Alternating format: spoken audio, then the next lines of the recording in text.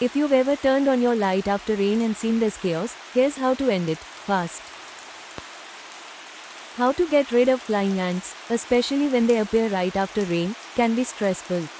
They hover around lights, vanish in hours, and leave you wondering if your home's infested. But don't worry, these flying ants are short-term visitors, not permanent pests.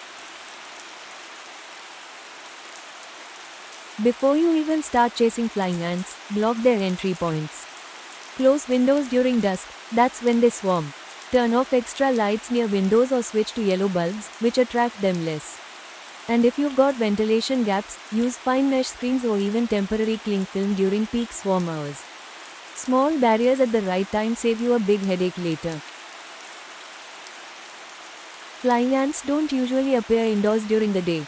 They're night visitors, drawn to humidity and bright lights right after rain. That's why evening prevention matters most. The moment lights turn on, they begin to swarm.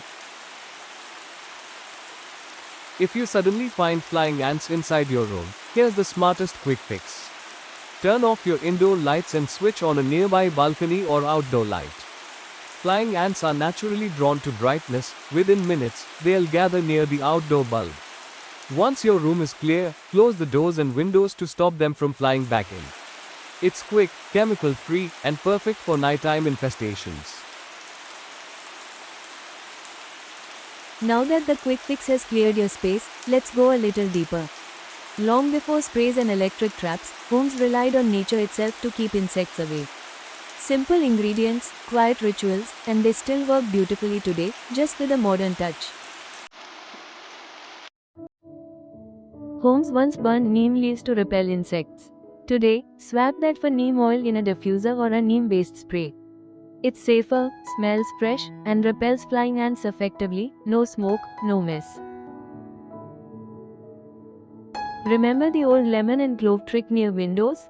Now you can use lemon clove candles or natural gel air fresheners instead. They look stylish, smell uplifting, and naturally keep flying ants away. Camphor was burned every evening to cleanse the air and repel insects. You can modernize that with a camphor diffuser, same aroma, same effect, no open flames. And don't underestimate plants like tulsi or mint near windows. They release natural oils flying ants dislike, while keeping your air fresh and space greener. In older homes, small pouches of mustard seeds were placed in corners to deter flying insects. Today, a few drops of mustard essential oil in your diffuser works just as well, powerful and underrated. These timeless remedies never stopped working, they just evolved. Blend them with your modern setup, and you'll have a home that's both ant-free and naturally calm. Once your home is clear, it's time to prevent. Use a natural ant repellent spray, neem or peppermint based, around windows, balcony doors, and light fixtures once a week.